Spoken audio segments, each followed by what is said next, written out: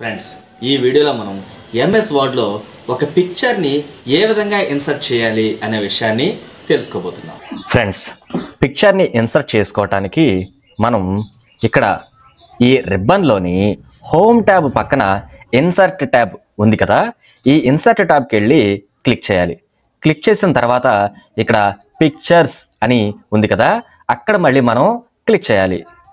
Click చేసిన తర్వాత this device అని అక్కడ క్లిక్ చేయాలి. ఎందుకంటే నేను ఇన్సర్ట్ చేయబోతున్నటువంటి పిక్చరు ఇక్కడే ఉంది, ఈ డివైస్లోనే ఉంది, అంటే ఈ కంప్యూటర్లోనే ఉంది అని అర్థం. సో అందుకని ఇక్కడ నేను క్లిక్ చేస్తున్నాను దిస్ డివైస్ దగ్గర.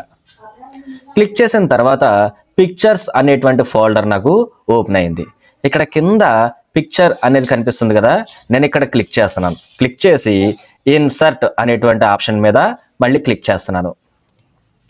ఇలా క్లిక్ చేసిన వెంటనే నాకు ఇక్కడ పిక్చర్ అనేది కనబడింది. ఫ్రెండ్స్, ఇట్లా మనం మన ఎంఎస్ వర్డ్లో పిక్చర్ని ఇన్సర్ట్ అనేది చేసుకోవచ్చు. అయితే ఈ పిక్చర్కి ఇక్కడ చూడండి, ఇక్కడ ఒక డాట్, ఇక్కడ ఒక డాట్, ఇక్కడ ఒక డాట్, అట్లాగా అన్ని వైపులా కూడా ఎడ్జెస్లో డాట్స్ కనిపిస్తున్నాయి కదా, వీటిని ఏమంటాము అంటే నోడ్స్ అని అంటాం. NODES, నోడ్స్ అని అంటాం. అయితే దీన్ని నేను ఈ పిక్చర్ ఇంత అవసరం లేదు, నాకు చిన్నగా కావాలి, అందుకని నేను ఏం చేస్తున్నానంటే ఈ నోట్స్ని పట్టుకొని ఇట్లా ఎడ్జస్ట్ చేస్తున్నాను. కార్నర్లో నోట్స్ని పట్టుకొని నేను అడ్జస్ట్ చేస్తున్నాను. ఇట్లా అడ్జస్ట్ అనేది అవుతుంది.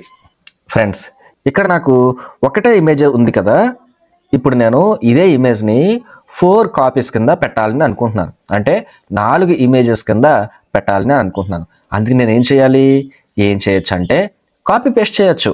మనం నేర్చుకున్నాం కదా, అట్లాగే కాపీ పేస్ట్ అనేది చేయొచ్చు. ఇక్కడ నేను సెలెక్ట్ చేశాను. సెలెక్ట్ చేసిన వెంటనే ఈ నోట్స్ అనేవి హైలైట్ అయినాయి.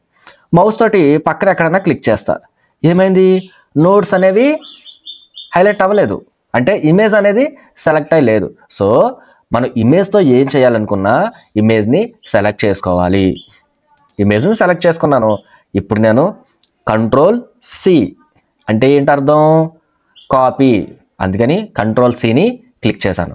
క్లిక్ చేసి బయట నేను ఎక్కడన్నా కర్సర్ని పెడుతున్నాను, పెట్టి Ctrl+V అంటున్నా. ఏమైంది, నాకు పిక్చర్ అనేది పక్కనే ఒకటి వచ్చింది. మళ్ళీ నేను కర్సర్ వేరొక షాట్ పెట్టి మళ్ళీ నేను Ctrl+V అంటున్నా, మళ్ళీ నాకు ఇమేజ్ అనేది వచ్చింది. సో ఫ్రెండ్స్, ఈ విధంగా మనం మన ఇమేజ్ని కాపీ చేయొచ్చు, పేస్ట్ చేయొచ్చు. ఓకే, సరే నాకు ఇన్ని అవసరం లేదు, ఒక్కటి చాలు అనుకుంటే ఇక్కడ ఉన్న వాటిని సెలెక్ట్ చేసుకొని కీబోర్డ్లో డిలీట్ ఆప్షన్ ఉంటుంది కదా, అక్కడ క్లిక్ చేస్తే డిలీట్ అయిపోతుంది. Delete, delete.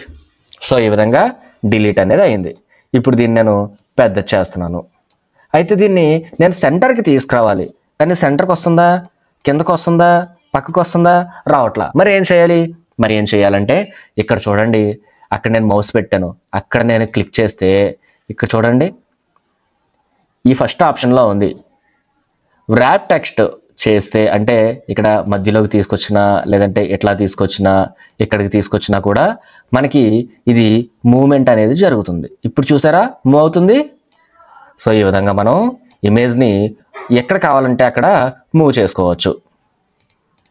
ఈ ఇమేజ్ని ఎడిట్ చేద్దాం. ఎట్లాగా అంటే ఫస్ట్ నేను పక్కన ఎక్కడైనా క్లిక్ చేస్తా, మళ్ళీ దీని మీద క్లిక్ చేస్తా. పిక్చర్ ఫార్మేట్ అనేది ఇక్కడ కనిపించింది కదా, పక్కన క్లిక్ చేస్తున్నా. పిక్చర్ ఫార్మేట్ ఉందా, లేదు. మళ్ళీ ఇమేజ్ మీద క్లిక్ చేస్తాను, పిక్చర్ ఫార్మేట్ అనేది ఉంది. సో ఈ పిక్చర్ ఫార్మేట్ అనేటువంటి ట్యాబ్ మీద క్లిక్ చేస్తే ఇక్కడ చూడండి పిక్చర్ స్టైల్స్ అని ఉందా, ఇక్కడికి రండి. ఇక్కడ బోర్డ్ అని స్టైల్స్ అనేవి ఉంటాయి. ఇట్లా మనం రౌండ్ షేప్లో పెట్టచ్చు, లేదంటే బార్డర్ అప్లై చేయొచ్చు, లేదంటే ఎట్లా పెట్టుకోవచ్చు, లేదంటే షాడో ఈ విధంగా షాడో లాగా క్రియేట్ చేసుకోవచ్చు, ఇట్లాగా చేయొచ్చు. చూసారా ఫ్రెండ్స్? సో ఈ విధంగా మనం ఇమేజ్ని మనకి కావాల్సిన విధంగా చిన్నగా ఎడిట్ చేసుకోవచ్చు. ఇప్పుడు ఈ ఇమేజ్ని కలరు అడ్జస్ట్ చేద్దాం. అందుకని ఇక్కడికి వచ్చి కరెక్షన్స్ అని అంటున్నా.